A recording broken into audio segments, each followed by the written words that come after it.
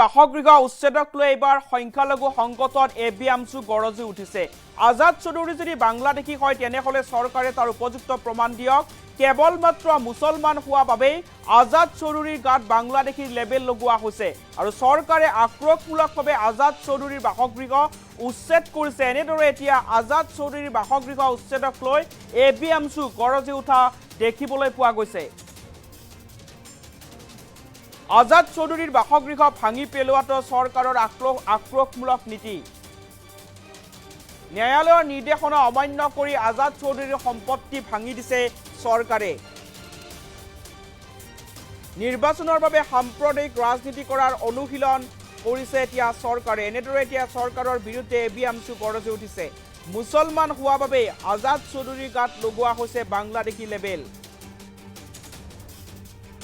আজাদ চৌধুৰী যদি বাংলাদেশী হয় তেনেহলে তাৰ উপযুক্ত প্ৰমাণ দিয়ক। আৰু এনেদৰে এতিয়া আজাদ চৌধুৰীৰ বাসগৃহ উচ্ছেদক লৈ এবিএমছু গৰজি উঠা দেখিবলৈ পোৱা গৈছে। এটা গুৰুত্বপূৰ্ণ খবৰ, আজাদ চৌধুৰীৰ বাসগৃহ উচ্ছেদক লৈ এবাৰ এবিএমছু গৰজি উঠিছে। আজাদ চৌধুৰী যদি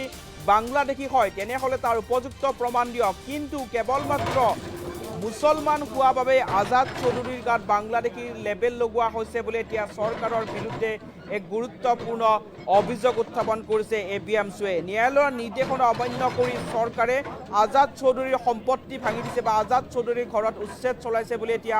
এবিএমছুৱে চৰকাৰৰ বিৰুদ্ধে এক গুৰুতৰ অভিযোগ উত্থাপন কৰিছে আৰু আজাদ চৌধুৰীৰ বাসগৃহ ভাঙি পেলোৱাটো হৈছে চৰকাৰৰ আক্ৰোশমূলক নীতি। এনেদৰে এতিয়া চৰকাৰৰ বিৰুদ্ধে এবিএমছু গৰজি উঠা দেখিবলৈ পোৱা গৈছে। এটা গুৰুত্বপূৰ্ণ খবৰ, আজাদ চৌধুৰী যদি বাংলাদেশী হয় তেনেহলে তাৰ উপযুক্ত প্ৰমাণ দিয়ক। কালিৰ দিনটোত আজাদ চৌধুৰীৰ বাসগৃহত উচ্ছেদ চলোৱা হৈছিল, প্ৰশাসনে উচ্ছেদ চলাইছিল আজাদ চৌধুৰীৰ বাসগৃহত আৰু তাৰ পিছতে এতিয়া এবিএমছু গৰজি উঠা দেখিবলৈ পোৱা গৈছে। কেৱল মাত্ৰ মুছলমান হোৱা বাবেই আজাদ চৌধুৰীৰ গাত বাংলাদেশীৰ লেবেল লগোৱা হৈছে বুলি এতিয়া এবিএমছুৱে চৰকাৰৰ বিৰুদ্ধে গুৰুত্বপূৰ্ণ অভিযোগ উত্থাপন কৰিছে আৰু কৈছে যে যদি আজাদ চৌধুৰী বাংলাদেশী হয় তেনেহলে চৰকাৰখনে তাৰ উপযুক্ত প্ৰমাণ দিয়ক। চৰকাৰৰ পৰা এতিয়া প্ৰমাণ বিচাৰিছে সংখ্যালঘু সংগঠন এবিএমছুৱে, কিন্তু তাৰ লগতে চৰকাৰৰ বিৰুদ্ধে এতিয়া অভিযোগ উত্থাপন কৰিছে যে কেৱল মাত্ৰ আজাদ চৌধুৰী মুছলমান হোৱা বাবেই বা সংখ্যালঘু হোৱা বাবেই আজাদ চৌধুৰীৰ গাত এতিয়া বাংলাদেশীৰ এখন লেবেল লগোৱা হৈছে। আৰু যদি আজাদ চৌধুৰী সঁচাকৈয়ে বাংলাদেশী হয় তেনেহলে চৰকাৰখনে প্ৰথমে তাৰ উপযুক্ত প্ৰমাণ দিয়ক। এনেদৰে এতিয়া চৰকাৰক প্ৰশ্ন কৰিছে সংখ্যালঘু সংগঠন এবিএমছু। আৰু দেখিবলৈ পোৱা গৈছে যে কালিৰ দিনটোত যোৰহাটত আজাদ চৌধুৰীৰ বাসগৃহৰ ওপৰত প্ৰশাসনে উচ্ছেদ চলাইছিল আৰু তাৰ পিছতে এতিয়া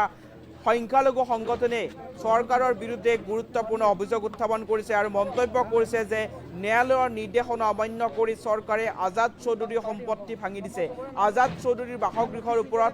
উচ্ছেদ চলাইছে আৰু ন্যায়ালয়ৰ নিৰ্দেশনা অমান্য কৰিছে চৰকাৰে। এনেদৰে চৰকাৰৰ বিৰুদ্ধে অভিযোগ উত্থাপন কৰিছে আৰু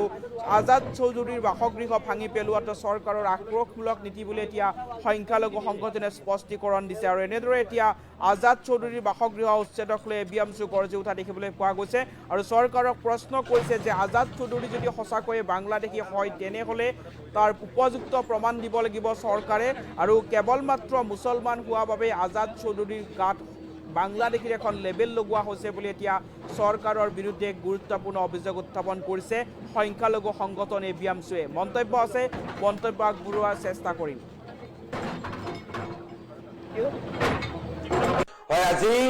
অসমৰ যোৰহাট জিলাৰ যোৰহাট চহৰৰ মাজমজিয়াত আজাদ চৌধুৰী নামৰ ব্যক্তিজনৰ বাসগৃহৰ ওপৰত অসম চৰকাৰৰ নেতৃত্বত যোৰহাট জিলা প্ৰশাসনে যি উচ্ছেদৰ দ্বাৰা সেই তেওঁৰ ঘৰ বাৰী ভাঙি পেলাবলৈ যি ব্যৱস্থা গ্ৰহণ কৰিছে, এই ব্যৱস্থা চৰকাৰখনৰ সাম্প্ৰদায়িক দমনমূলক আক্ৰমণমূলক এক স্বেচ্ছাচাৰী অনুশীলন বুলি আমি এবিএমছুৱে অভিহিত কৰিছো। আজি 2024 চনত মহামান্য উচ্চতম ন্যায়ালয়ে এনেকুৱা ধৰণৰ উচ্ছেদক লৈ এটা লেণ্ডমাৰ্ক জাজমেণ্ট দি কৈছে যে সাংবিধানিক ডিউ প্ৰচিডিউৰ ফলো নকৰাকৈ এনেকৈ কাৰোবাৰ বাসগৃহ যদি উচ্ছেদ কৰিব লগা হয় বা কাৰোবাৰ ষ্ট্ৰাকচাৰ যদি উচ্ছেদ কৰিব লগা হয়, তাত সাংবিধানিক ডিউ প্ৰচেছ যদি তাত ফলো কৰা নহয় তেতিয়াহ'লে এই উচ্ছেদ প্ৰক্ৰিয়াৰ দ্বাৰা সংশ্লিষ্ট ব্যক্তিজনৰ ভাৰতৰ সংবিধানৰ আৰ্টিকেল 21 নিশ্চিত কৰা বাসস্থানৰ মৌলিক অধিকাৰ ভংগ কৰে আৰু এয়া সম্পূৰ্ণভাৱে ভাৰতৰ যি নেচাৰেল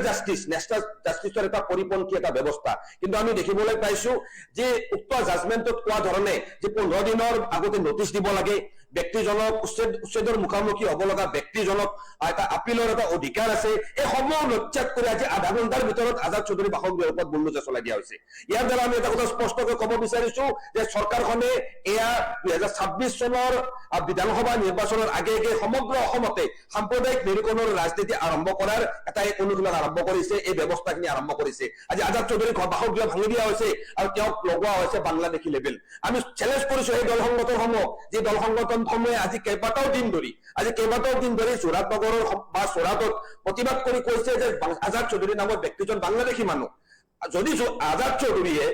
কোনোবা চৰকাৰী মাটি দখল কৰিছে তেনেহলে তেওঁৰ মাটি আইনসন্মতভাৱে বেদখল মুক্ত কৰক সেই মাটি কিন্তু আজাদ চৌধুৰীক বাংলাদেশী লেভেল কিয় লগোৱা হৈছে ইয়াৰ এটা কথা স্পষ্ট হৈ পৰিছে যে দীৰ্ঘদিন ধৰি অসমৰ বিভিন্ন প্ৰান্তত মানুহ উচ্ছেদ কৰা হৈ আছে আৰু বাংলাদেশী লেভেল লগোৱা হৈ আছে একেই কাণ্ড চৰকাৰখনে যোৰহাটতো আজাদ চৌধুৰীৰ সৈতে সংঘটিত কৰিছে আৰু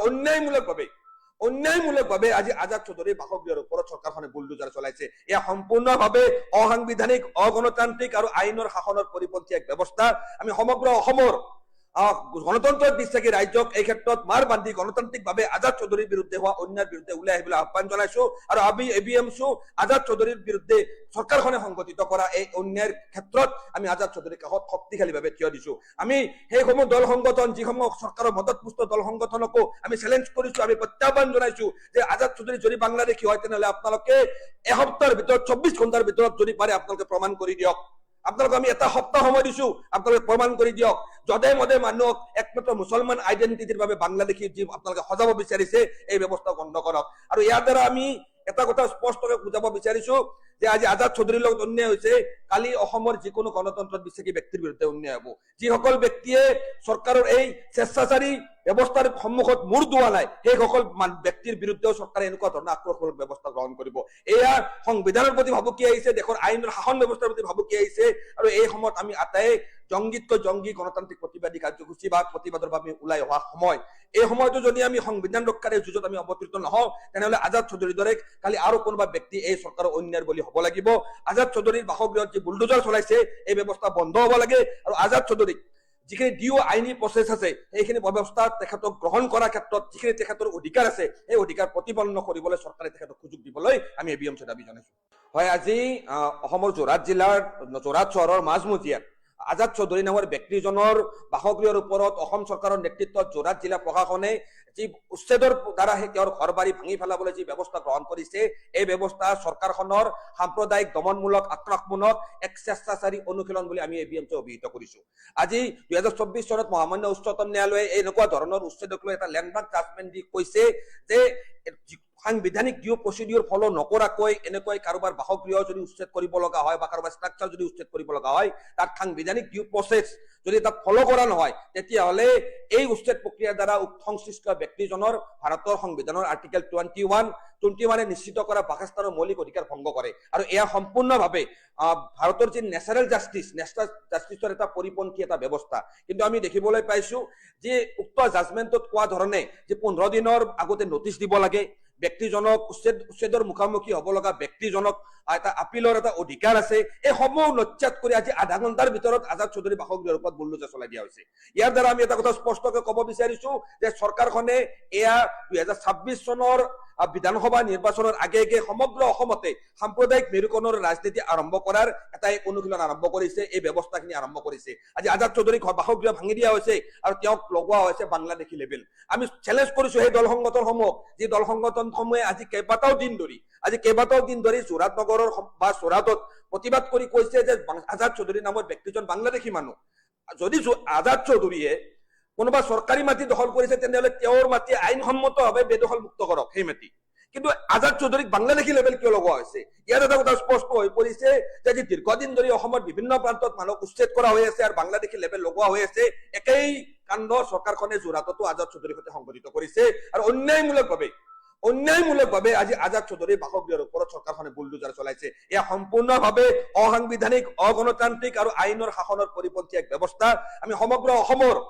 গণতন্ত্ৰত বিশ্বাসী ৰাজ্যক এই ক্ষেত্ৰত মাৰ বান্ধি গণতান্ত্ৰিকভাৱে আজাদ চৌধুৰীৰ বিৰুদ্ধে হোৱা অন্যায়ৰ বিৰুদ্ধে ওলাই আহিবলৈ আহ্বান জনাইছো আৰু আমি ABMCও আজাদ চৌধুৰীৰ বিৰুদ্ধে চৰকাৰখনে সংগঠিত কৰা এই অন্যায়ৰ ক্ষেত্ৰত আমি আজাদ চৌধুৰীৰ কাষত শক্তিশালীভাৱে থিয় দিছো আমি সেইসমূহ দল সংগঠন যিসমূহ চৰকাৰৰ মদতপুষ্ট দল সংগঠনকো আমি চেলেঞ্জ কৰিছো আমি প্ৰত্যাহ্বান জনাইছো যে আজাদ চৌধুৰী যদি বাংলাদেশী হয় তেনেহলে আপোনালোকে